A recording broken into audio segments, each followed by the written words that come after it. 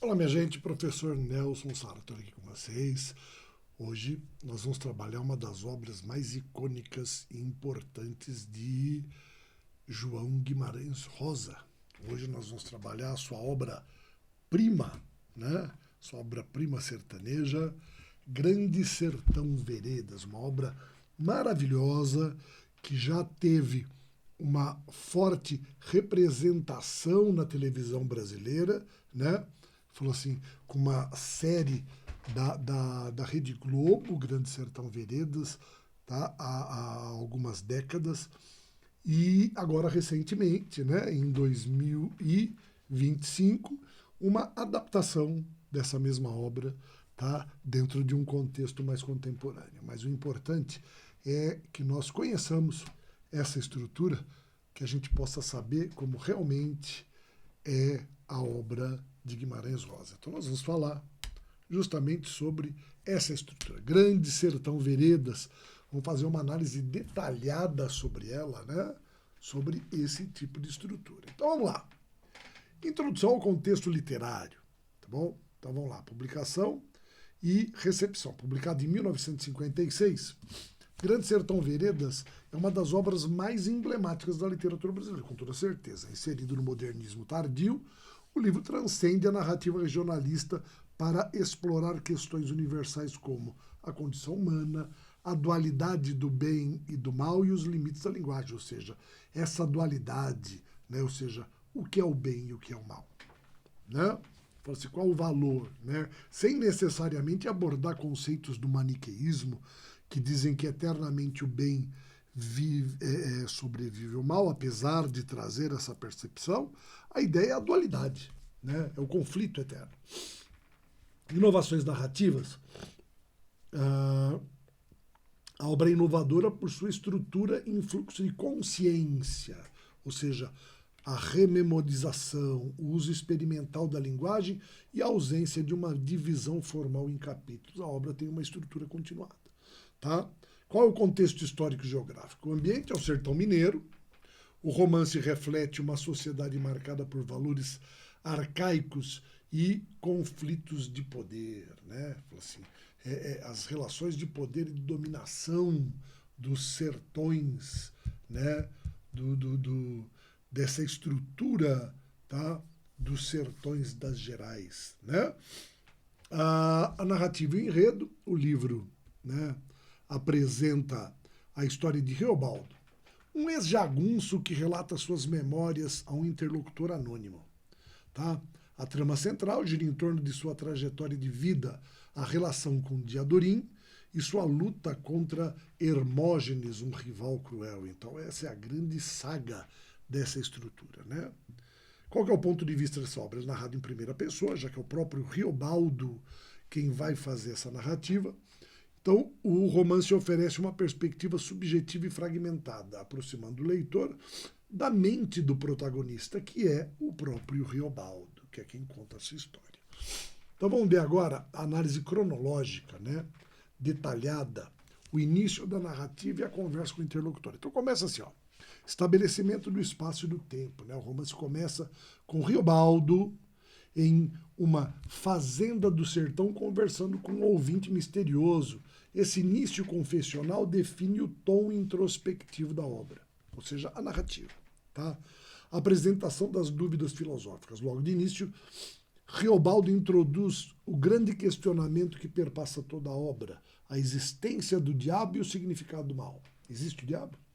Tá? Existe o mal? Será que uma coisa existe sem a outra? Será que são as mesmas coisas, né? O estilo oral e fragmentado. Reobaldo fala de forma aparentemente desorganizada, refletindo a oralidade sertaneja e a tentativa de compreender sua própria experiência. Tá? Então vejam, nós estamos falando de um homem bruto, de um homem rústico, contando a sua história. Então, imaginar que isso é algo ordenado é fugir à realidade da narrativa. Tá? Então ele começa pela infância e a juventude de Reobaldo, né? Fala assim, a origem humilde dele. Reobaldo relembra sua infância como filho de uma mulher simples do sertão, criada sem a presença paterna. Essa ausência marca profundamente sua visão de mundo, gerando nele o sentimento de busca constante por figuras paternas e líderes que pudessem preencher esse vazio. Olha que interessante. A necessidade de preencher o espaço de uma figura paterna, né? De uma figura paterna. As relações importantes dentro dessa influência psicanalítica da formação do caráter do indivíduo a partir da própria presença da paternidade e da maternidade. Tá? A duração de sua infância é descrita como uma fase de intenso aprendizado com a natureza, tá? Onde ele se conecta às paisagens secas do sertão e às dificuldades impostas pelo clima hostil. Tá? Então,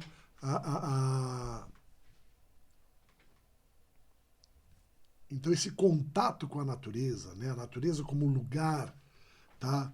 Como a paisagem em que ele se conecta, é muito importante, tá? Principalmente a visão da seca do sertão, as dificuldades do clima, ou seja, a caracterização tradicional do sertão mineiro nordestino, tá? Valores sertanejos, então vamos ver. Durante essa fase, ele absorve os valores da cultura sertaneja, como a honra, a lealdade, a noção de sobrevivência em um ambiente inóspito. Tá? A mãe de Reobaldo, uma figura silenciosa, mas resiliente, desempenha um papel crucial na transmissão desses valores, mesmo sem grandes demonstrações de afeto. Veja, essa é a dureza da vida. A resiliência está ligada à sobrevivência. Quem não consegue se adaptar e continuar, morre. Tá? E, ao mesmo tempo, você vê essa figura silenciosa, sem muita demonstração de afeto, por causa da amargura da própria relação da vida, né? As perdas constantes, a fragilidade da existência, mostrando que a vida é dura com eles. Então eles têm de sobreviver a isso tudo. Tá? Os primeiros contatos com a violência do sertão. Ainda jovem, ele e o Reobaldo testemunha conflitos armados entre jagunços, tá? Eventos que provocam um misto de medo e de fascínio. Tá? Esses confrontos representam a brutalidade da vida sertaneja, mas também o poder e a coragem dos jagunços, figuras que, para o jovem Reobaldo, simbolizam uma forma de liberdade. Então vejam, havia o conflito entre os jagunços. Tá? Falou assim, ainda não era ali representado, vejam, na representação ali não era a luta dos jagunços contra as volantes do governo, ou seja, os soldados do governo que enfrentá-los, não. Era uma disputa de poder, uma disputa de força, tá? E toda essa luta marcou também a formação de Reobaldo, a sua visão sobre liberdade, a conquista. E ele descreve as marcas deixadas por essas experiências, tanto no aspecto emocional, quanto na forma como ele compreendia o mundo, tá? E aí vem a influência de histórias e narrativas. Reobaldo cresce ouvindo causos e narrativas sobre heróis sertanejos e bandidos temidos. Essas histórias alimentam sua imaginação e consolidam um desejo de viver aventuras semelhantes. Algo que ele vê como uma possibilidade de escapar de sua condição humilde. Né? Ou seja, é uma forma de ascensão. Vejam como isso daí se manifesta bastante como o desejo de transcender a realidade vivendo aquilo que o mundo oferece a ele. Não? Vivendo aquilo que o mundo oferece. Essas são as possibilidades de escapar da condição humilde. Não? Falou-se qualquer semelhança com a realidade de jovens que vivem nos morros, tá? Do Rio de Janeiro, de toda a estrutura brasileira, mostra justamente o quê? O convívio com a violência, o desejo de sobreviver a isso tudo e de conquistar um espaço na sociedade. Tá? Começa ali, então, primeiro o encontro com Zé Bebelo. Tá? Vamos ver quem é isso daí?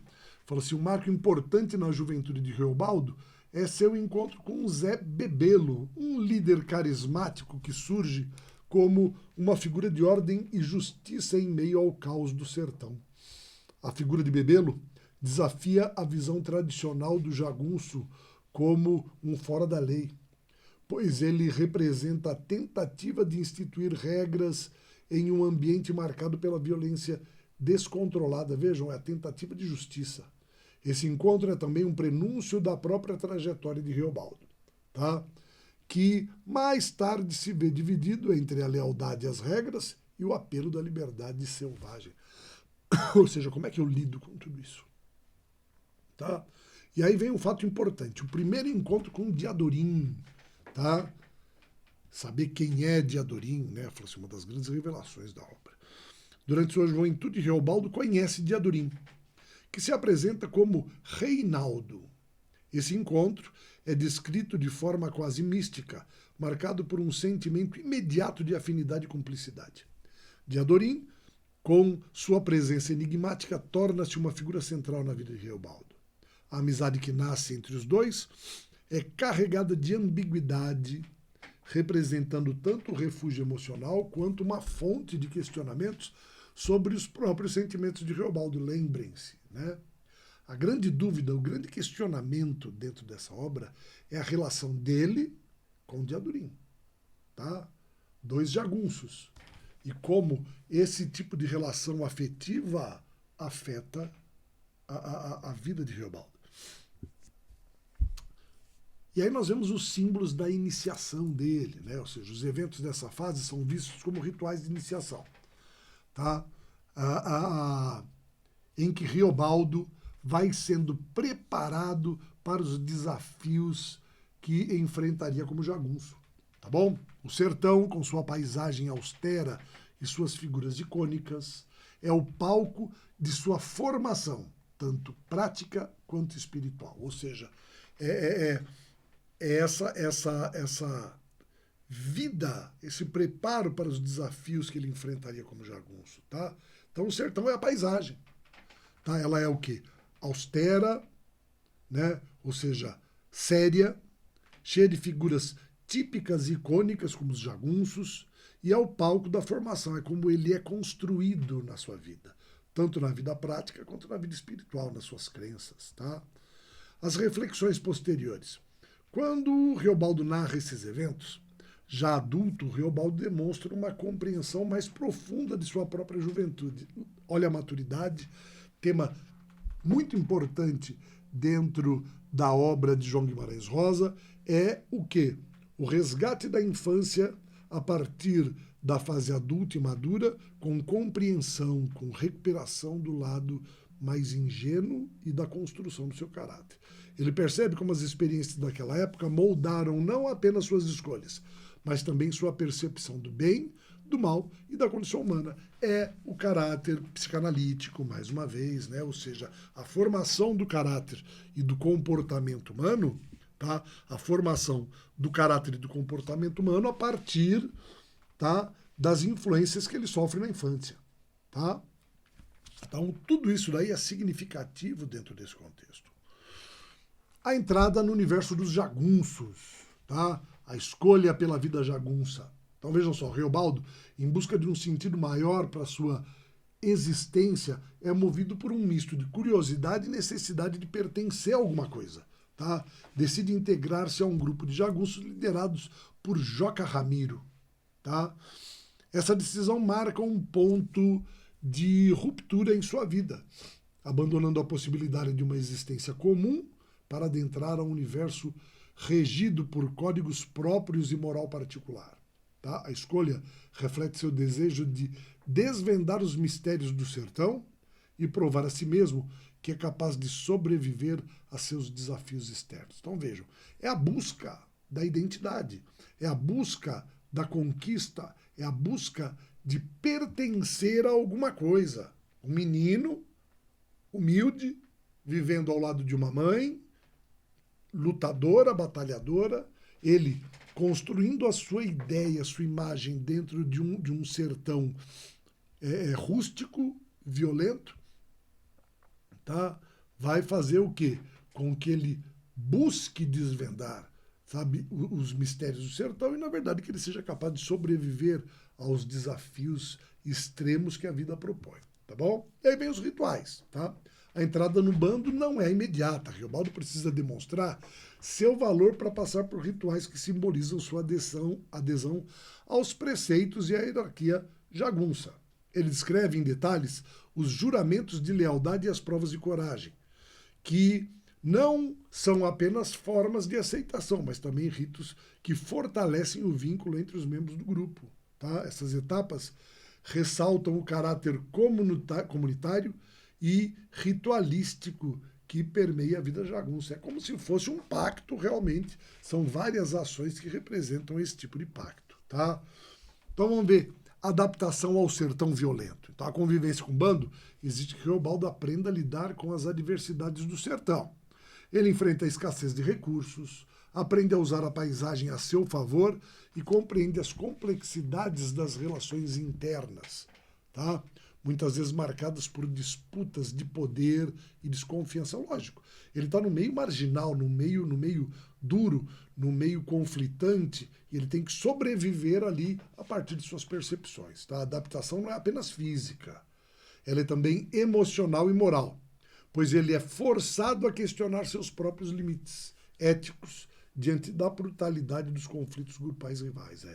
Como é que eu lido com aquilo?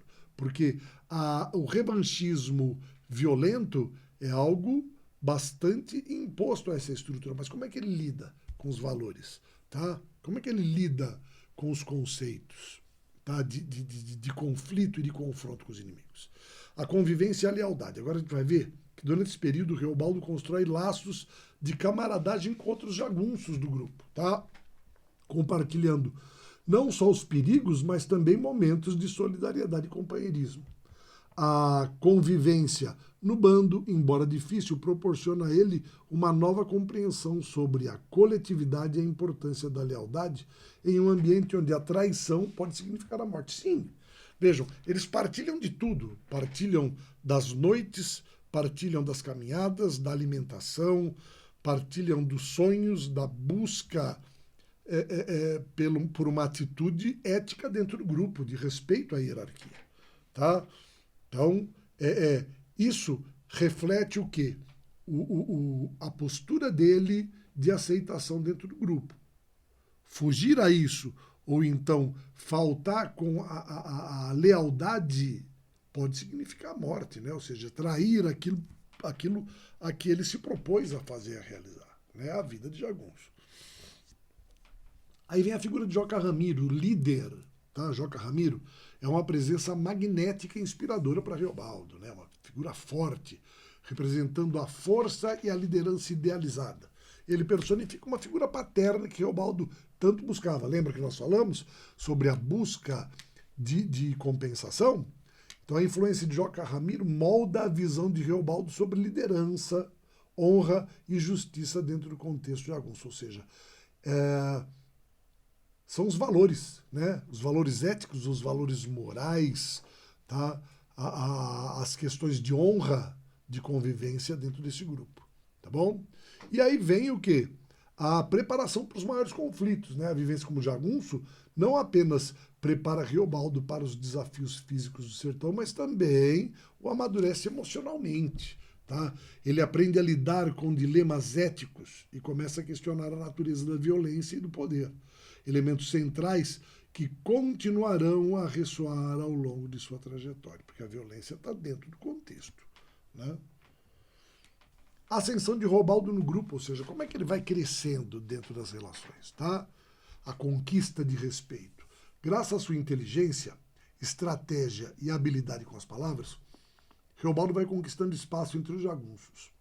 Ele recebe o apelido de Tatarana, uma referência à astúcia e à capacidade de superar os obstáculos comparado a uma lagarta que avança lentamente, mas de maneira implacável. Ou seja, é aquilo que nós chamamos aqui de Taturana, né? Ele era chamado Riobaldo Tatarana, né? A lagarta de fogo, tá? Ou seja, determinada, contínua, tá bom?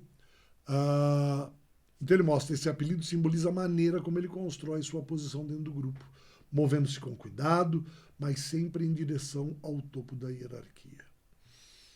A relação com Joca Ramiro, ou seja, Riobaldo desenvolve uma relação de admiração e lealdade com Joca Ramiro, o líder do bando. Para Riobaldo, Ramiro não é apenas um chefe, mas uma figura quase mitológica que encarna valores como honra, liderança e justiça em um universo caótico. Então vejam só como é uma formação moral positiva. A influência do Joca Ramiro molda a visão de mundo de Riobaldo, especialmente no que diz respeito à ideia de poder justo e ao senso de dever para com o grupo, né? Ou seja, ética, propriamente dita. Aí vem a questão da morte do Joca Ramiro como divisor das águas, porque agora o que vai acontecer? Né? Nós vamos ter uma nova perspectiva de liderança do grupo. A morte, né? Então vejam só, a narrativa atinge o seu ponto de virada com o assassinato de J. Ramiro, uma traição orquestrada por Hermógenes e seu aliado Ricardão. Ou seja, aí começa a questão da traição e a reviravolta e a busca de resolução desse conflito, ou seja, a vingança. Tá? A morte de Ramiro deixa o grupo em estado de choque e desencadeia uma luta interna pelo poder. Para Riobaldo, esse evento representa um momento de profunda transformação, pois ele se vê confrontado com a necessidade de assumir um papel mais ativo e decisivo no destino do bando. Tá? Ou seja, apesar de muitos quererem o poder, quem está mais preparado? E aí vem o conflito com Hermógenes. A traição de Hermógenes não é apenas um ataque à liderança de Ramiro, mas também um desafio direto aos valores que Riobaldo acredita serem fundamentais para a vida jagunça. Hermógenes, descrito como um antagonista cruel e imoral, personifica o mal absoluto dentro da narrativa. Tá? A divisão no grupo força Riobaldo a tomar uma posição clara. E ele decide liderar uma campanha de vingança contra Hermógenes e seus aliados, que conviviam ali e, dentro da traição, mataram o chefe do bando. Tá? E aí começa a questão da liderança do Riobaldo. Né? Como é que ele vai lidar com tudo isso? Tá? Após a morte de Joca Ramiro, Riobaldo enfrenta o desafio de liderar o grupo de jagunços, marcando uma transformação definitiva em sua trajetória. Tá? Sua liderança é consolidada por meio de atos que mesclam estratégia, coragem e uma busca incessante por justiça, ainda que permeada por seus próprios dilemas internos. Tá? Então vejam, é o seu caráter que o coloca na condição de liderança. Como líder, Riobaldo se mostra um estrategista brilhante, elaborando táticas de combate que desafiam os adversários mais experientes. Em suas decisões, fica evidente o desejo de honrar o legado de Joca Ramiro, enquanto tenta impor sua própria marca como um líder justo e respeitado. A convivência com os jagunços, né? Agora vai lá. A convivência com os jagunços sob sua liderança é um reflexo de sua evolução pessoal. Sim, vejam, porque ele entra como um aprendiz, vai criando uma relação de amizade e de confiança. E agora ele vai, dentro dessa evolução, para o caráter de liderança. Tá? Ele oscila entre o idealismo, inspirado pela memória de Joca Ramírez, e a necessidade pragmática de lidar com as duras realidades da guerra jagunça, já que ele tem que enfrentar o Joca Ramírez. Em meio a essa dicotomia, Riobaldo aprofunda seus dilemas filosóficos e existenciais, questionando o sentido da violência e os limites éticos de suas ações. Diadorim permanece como figura central na sua vida. E aí entra outra parte importante desse romance, tá? Oferecendo conselhos e apoio nas decisões mais difíceis, uma amizade que perdura muito tempo. Contudo, a relação entre os dois se torna ainda mais tensa emocionalmente com a proximidade intensificando os sentimentos de Riobaldo. Tá? Esse vínculo ambíguo influencia tanto suas decisões de liderança quanto seus conflitos internos, já que o amor por Diadorim desafia as convenções sociais e seus próprios valores. Vejam, Diadorim é um cangaceiro e, de repente, pela relação dos dois desde a infância, ele começa a compreender que ele tem um sentimento por ele. Então vejam só, dentro de uma vida bruta de jagunço, como é que uma relação supostamente homossexual pode sobreviver. Então, ele entra em grande conflito com seus próprios sentimentos, né? Olha o mundo onde ele está, olha o sentimento que ele tem. A liderança de Reobaldo não está isenta de fracassos e momentos de dúvida, lógico, né? Ele enfrenta traições e desafios externos que testam sua capacidade de manter o grupo unido e motivado, tá? Ao mesmo tempo, as lutas internas entre seu idealismo e a necessidade de ações duras tornam-se cada vez mais visíveis, revelando um homem dividido entre seus princípios e a realidade brutal do sertão. Vejam, os princípios dele de moral têm de enfrentar as dificuldades, ou seja, do sertão, que é uma dificuldade dura, violenta, agressiva, muitas vezes mortal, tá? Um dos aspectos mais marcantes de sua liderança é a maneira como Reobaldo enxerga a guerra, não apenas como um conflito físico, mas também como uma batalha espiritual e moral. Ele questiona continuamente o significado de suas ações e o destino que parece inevitavelmente moldar sua trajetória, tornando um líder que é tanto forte quanto atormentado. Então vejam, ele vive um dilema, são vários dilemas na vida dele, tá? O dilema ético com o da violência, o dilema da própria masculinidade, tá? E o sentimento que ele vai sustenta por Diadorim. E aí vem o planejamento estratégico, não? Ou seja, sua habilidade maior como líder. Reobaldo demonstra uma habilidade excepcional em planejar ataques e prever os movimentos do inimigo. Ele combina astúcia com coragem, garantindo a sobrevivência do seu grupo em embates decisivos contra Hermógenes, né? Então essa é a grande estratégia. Esses momentos consolidam sua posição como chefe respeitado e temido. Em sua busca por derrotar Hermógenes e vingar Joca Ramiro, Reobaldo demonstra determinação implacável, mas também percebe os custos emocionais e éticos dessa sua liderança.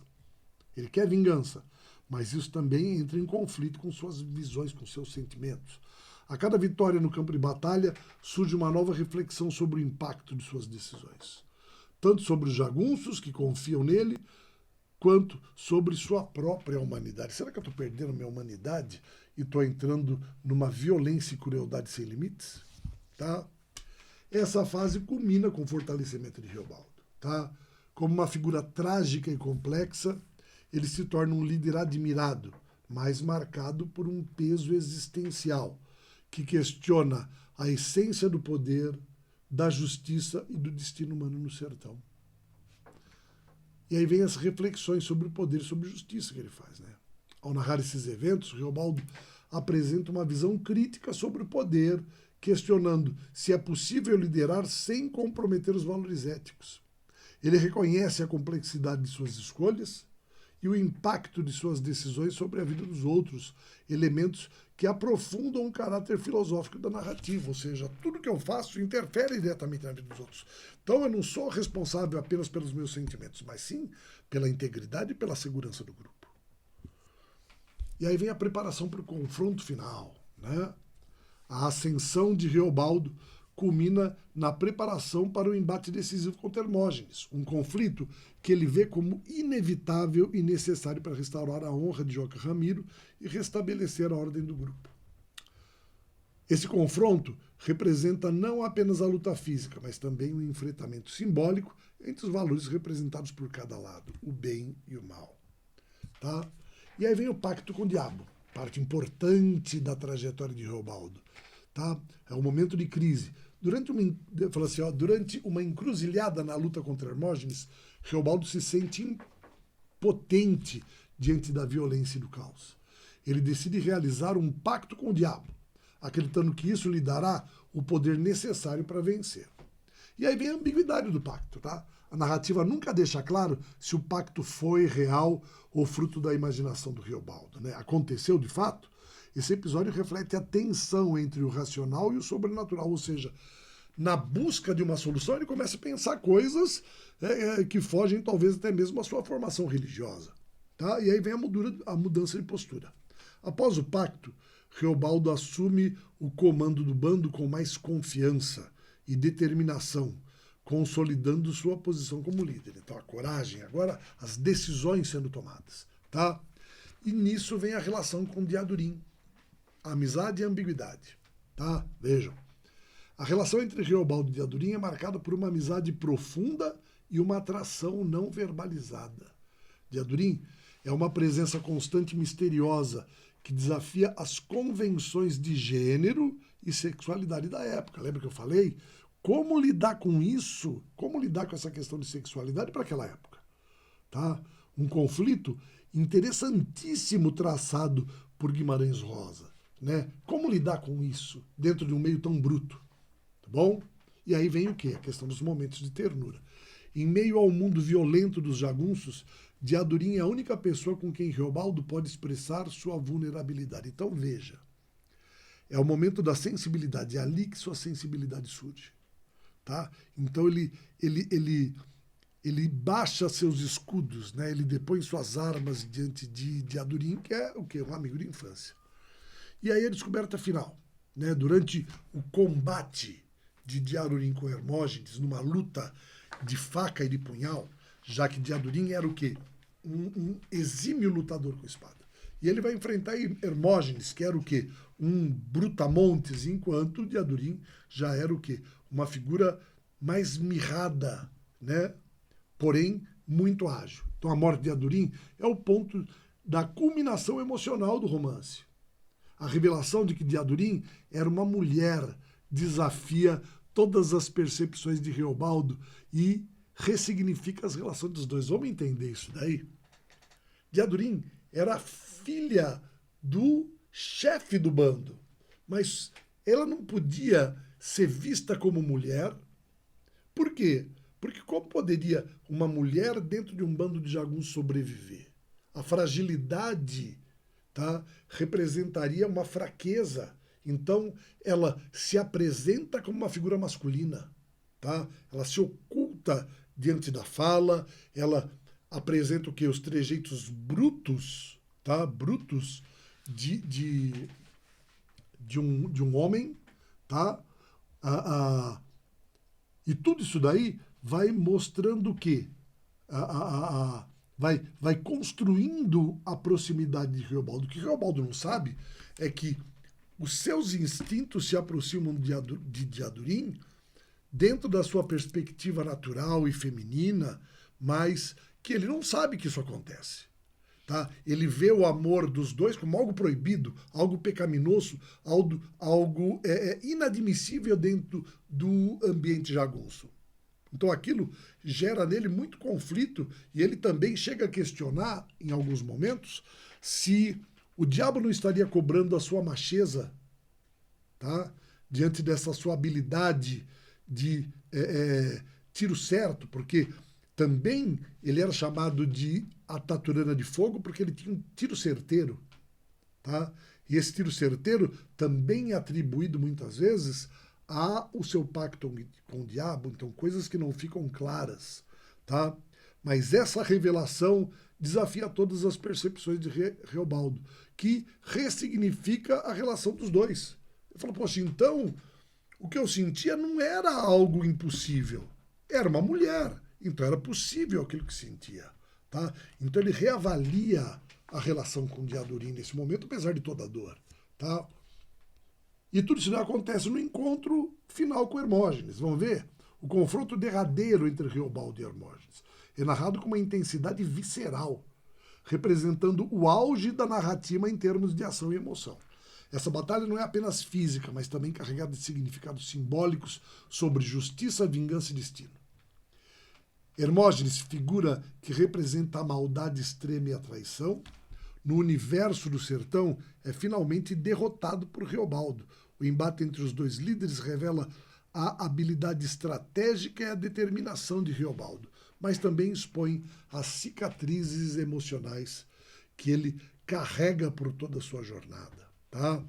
Embora a vitória contra Hermógenes simbolize o cumprimento de uma longa busca por justiça e vingança pela morte de Joca Ramírez, ela traz pouco alívio ou celebração para Reobaldo. A realização do objetivo que moveu tantas de suas ações deixa espaço para reflexões profundas sobre os custos dessa luta, tanto para ele quanto para os jagunços que o seguiram. Né? O clímax emocional do romance ocorre logo após a batalha. Com a morte de Diadurim, Reobaldo descobre que Diadurim, seu companheiro mais leal e silencioso, era, na verdade, uma mulher. Essa revelação transforma completamente a dinâmica de sua relação, trazendo à tona o peso do amor não consumado que Reobaldo sentia por ela, né? Ou seja, a proibição, o pecado daquilo. A morte de Diadurim é um momento intenso, tá? De intensa dor de perda para Reobaldo, não? Que se vê confrontado não apenas com a ausência de alguém essencial, mas também com a complexidade de seus próprios sentimentos e escolhas. Tá? O amor entre eles, marcado por barreiras sociais e identitárias, nunca pode ser vivido plenamente. Isso contribui para a sensação de tragédia que permeia o final do romance. Diadurim é revelada como um símbolo de sacrifício e pureza em meio à brutalidade do sertão, reforçando sua posição como uma das personagens mais enigmáticas e fascinantes da obra. Sua morte sela não apenas o destino de Reobaldo, mas também o fim de uma era de vida jagunça. Tá? E aí vem o retorno à reflexão. Né? O retorno à reflexão. Como se dá antes disso daí a morte de Reobaldo, a morte de Diadurim? Né? Dentro do conflito de Reobaldo com o Hermógenes, né? Diadurim toma a frente em defesa do seu amado numa luta de punhal. E ela com habilidade, vejam, Hermógenes era grande, forte, mas não era ágil. E ela, por ser pequena, era muito habilidosa. E o que ela faz? Com extrema destreza, ela vai desferindo golpes que vão minando a resistência do jagunço, do inimigo, até o ponto de ele não se sentir mais forte para sustentar sua vida. É nesse momento que ele, apunhalado por Diadurim, desfalece, mas dentro desse movimento decisivo, ele cai sobre Diadurim, e é nesse momento que, com o punhal na mão, ele, dentro da queda mortal, crava o punhal no coração de Diadurim. Então, esse é um momento de transformação absoluto na vida. Ao mesmo tempo que morre meu inimigo e a vingança é deflagrada, falou assim, eu perco ali a grande expectativa, ou seja, a presença da figura amorosa. Né? E aí vem o que? O retorno à reflexão. Reobaldo, agora mais velho, vive isolado em sua fazenda, afastado das lutas e das violências do mundo jagunço. Sua rotina tranquila contrasta fortemente com a intensidade dos anos vividos em batalhas e na liderança de seus homens. Né? Nesse momento de sua vida, ele dedica-se a revisitar os acontecimentos passados numa tentativa de organizar as memórias e compreender os significados profundos de suas escolhas e experiências. Essa retrospectiva é permeada por arrependimentos, saudades, questionamentos sobre o que poderia ter sido diferente, né? Principalmente na sua relação com Diadurim. Reobaldo também encara o pacto com o diabo, ou a possibilidade dele, como um dilema existencial. Tá bom?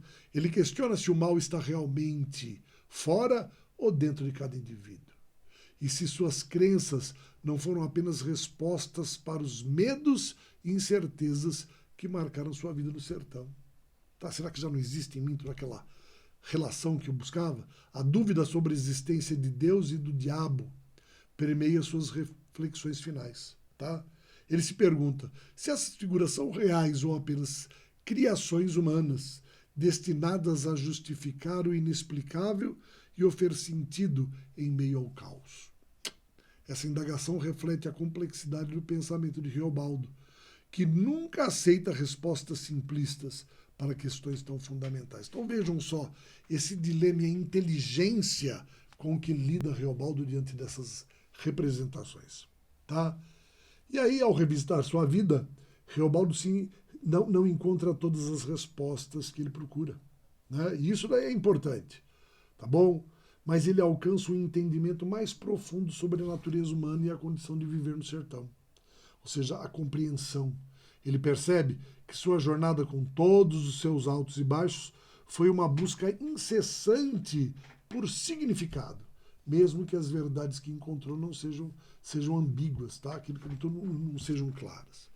A reflexão final de Riobaldo sugere que a dualidade entre o bem e o mal, ordem e caos, é intrínseca à existência humana. Ele reconhece que o sertão, tanto real quanto metafórico, é uma representação dessa luta interna, um espaço onde os limites entre os opostos se dissolvem. Tá? Essa fase do romance encerra a trajetória de Riobaldo como uma narrativa de autodescoberta e aceitação. A partir de suas reflexões, o leitor é convidado a ponderar sobre suas próprias crenças, escolhas e a busca por sentido da vida. Então vejam só, né, dentro desse contexto geral, como mais uma vez a reflexão, como na busca de se compreender, porque a necessidade de relatar de Riobaldo é de se reencontrar, tá? Assim como na obra Dom Casmurro de Machado de Assis, Bentinho escreve a sua história para atar as pontas da vida, para entender o que aconteceu, a narrativa de Riobaldo também propõe isso. É uma forma de ouvir o que ele fez e de criar aquilo que se chama reelaboração, ou seja, a compreensão, a sabedoria vinda dessas relações que promove o quê? O equilíbrio dentro da vida e não a revolta. Tá? Então, muito importante tudo isso. Tá? Essa fase do romance, então, vai quebrar a trajetória de Riobaldo. Né? E a partir de suas reflexões, o leitor é convidado a ponderar sobre suas próprias crenças, escolhas e a busca por sentido da vida. E aí? Falou, viu o meu conflito? As minhas escolhas? As dificuldades? Isso daí é comum na vida de todos. Como é que você lida com as suas? Tá? Reflexão é o ponto importante das obras de Guimarães Rosa. E aí vem os temas centrais, tá bom? Primeiro, o bem e o mal, a dualidade filosófica, tá bom? O romance explora a coexistência do bem e do mal no ser humano, questionando a existência de uma força sobrenatural e maligna. O sertão como metáfora, o sertão é apresentado como um espaço de provas morais e existenciais. As dificuldades que ali existem são provação para o desenvolvimento do caráter do homem. Tá? O amor e identidade, obviamente, né? Fala assim, a relação com Diadorim, o amor entre Riobaldo e Diadorim desafia as convenções sociais e os gêneros tradicionais, não tem nem dúvida. A descoberta do pós-morte, olha só.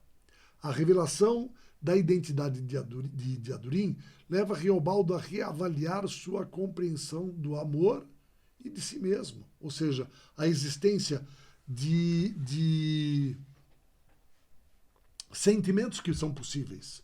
Tá? Então, quando ele fala descoberta pós-morte, é quando ele descobre o amor verdadeiro, né? Quando ele reconhece e aceita o amor que ele tinha por Diadorim. Tá? Que antes era proibido e agora ele percebe ser puro, apesar de irrealizável diante da morte dela. Né?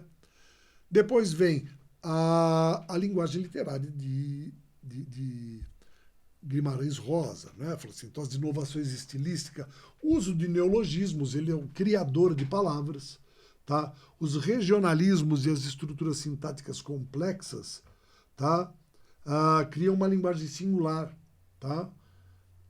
Que é parte essencial da experiência da leitura. Tá bom? A questão da oralidade, o texto imita a fala do sertanejo, aproximando o leitor da cultura regional, isso é importante, tá? Ou seja, vai integrando, vai trazendo o leitor para dentro dessa realidade. Nós temos a questão dos personagens principais, olha só ali, né? Uma representação até interessante das figuras que foram construídas dentro da obra Grande Sertão Veredas, apresentado numa minissérie pela Rede Globo. Eu privilegiei aqui, então, a figura das três personagens, né? Diadorim, que era a Bruna Lombardi, tá? O Riobaldo, que era o Tony Ramos, e o Hermógenes, que era Tarcísio Meira, numa apresentação fabulosa e fantástica, aconselhando todos a assistirem essa série, que ela é maravilhosa, tá? Vale muito a pena como expressão da arte dos nossos artistas, tá bom? Então vejam só, Reobaldo, protagonista e narrador, é um personagem complexo, dividido entre o mundo material e metafísico. Diadorim, figura enigmática, simboliza o amor, o mistério e a transgressão, e Hermógenes representa o mal absoluto, funcionando como antagonista dentro da história. E aí vem os desfechos e as reflexões da obra, né? A conclusão aberta. O romance termina sem uma resolução definitiva sobre o pacto com o diabo, tá? Refletindo a incerteza da vida. Por quê? O pacto não pode ser com ele mesmo, tá? Com as suas crenças. Quem é esse diabo que vive dentro dele? Talvez ele mesmo. Esse é um dos aspectos explorados dentro dessa reflexão. E o legado filosófico. A obra deixa o leitor com questões sobre a natureza humana e o significado da existência. Ou seja, é realmente tão traumático aquilo que representa a busca pelo que é correto, que para isso muitas vezes tem que passar pela vingança, ou então as relações afetivas que são bloqueadas pelas instituições sociais, né? O que hoje é muito mais fácil de compreender, na época um tabu muito grande, tá? E a importância do impacto dessa obra, obviamente, tá?